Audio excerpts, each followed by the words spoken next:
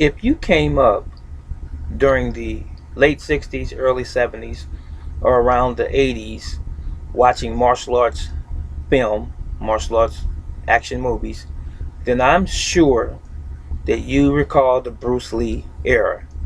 Yes, this was the time when Bruce Lee came to rise to fame, his pinnacle, as it were, in his martial arts excellence.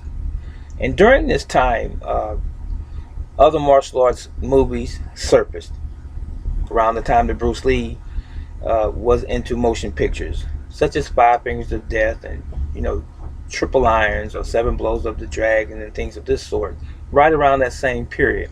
But it was not until after Bruce Lee passed away, his untimely death, July the 20th, 1973, at the age of 32, was not until after he passed away that the Bruce Lee craze really took off.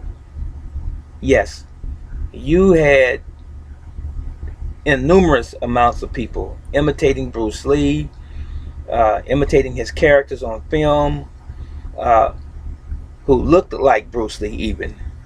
They even had a worldwide Bruce Lee look-alike contest during the 70s, late 70s, early 80s.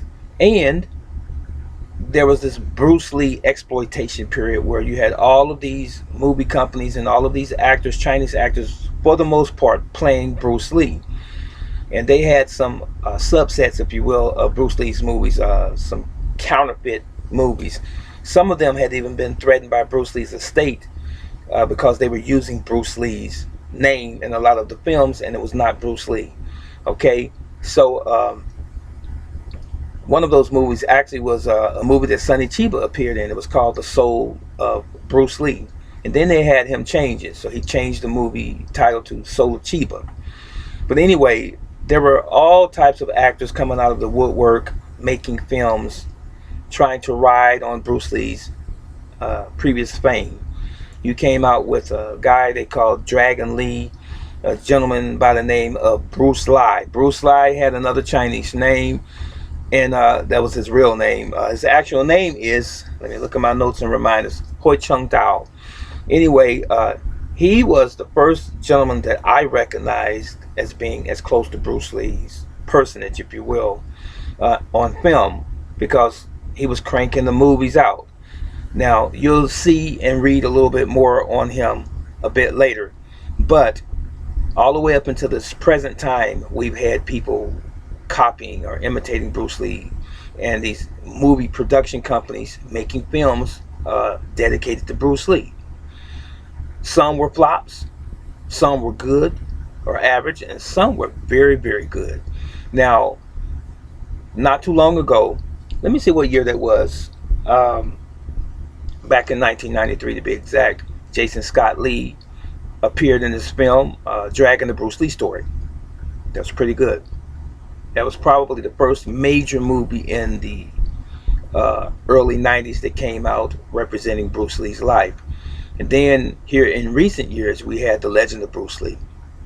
We also had a movie that was just done here in, I think, the past year with Danny Chan in Ip Man 4. But anyway, what I'm getting at is this. Who do you think played Bruce Lee the best in the films? From the early 70s when Bruce Lee passed away up until the present.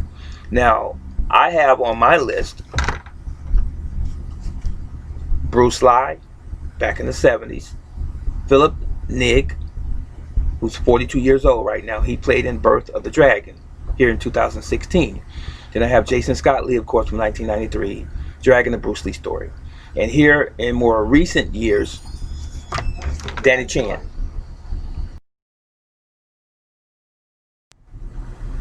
Yes, Danny Chan played Bruce Lee in the installment of Ip Man Part 4 with Donnie Yen. Very convincing. As a matter of fact, all of the past gentlemen that I just mentioned, Jason Scott Lee, Philip Nig, and Danny Chan, were pretty convincing to me.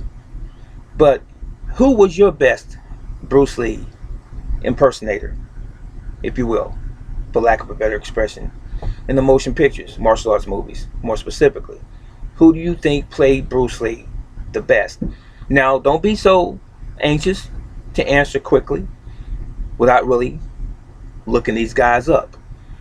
Look at some of their film clips, maybe even watch the whole movie if you have not watched any of their work, and let us all know who you think played Bruce Lee the best.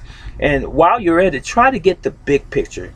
Don't just simply look at who looked like Bruce Lee physically, from a physiological standpoint, in other words, and not who imitated Bruce Lee's fighting system and or style the best. See who probably or perhaps had the best overall application of Bruce Lee's personality and martial arts fighting ability, if you can. But if not, it's okay to say this guy really looked like Bruce Lee, but this other guy fought like Bruce Lee. You can do that as well. And I'm not contradicting myself.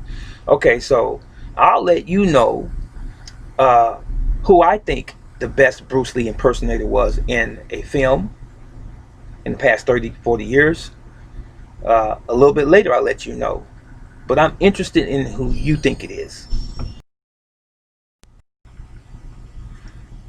What I'm going to do is leave a link below in the comment/description area of my blog.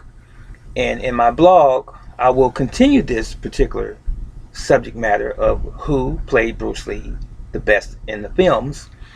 And you will have my answer in the blog. But please watch the blog. I think you'll enjoy it. This is Brother Teacher. Let us know who you think played Bruce Lee the best.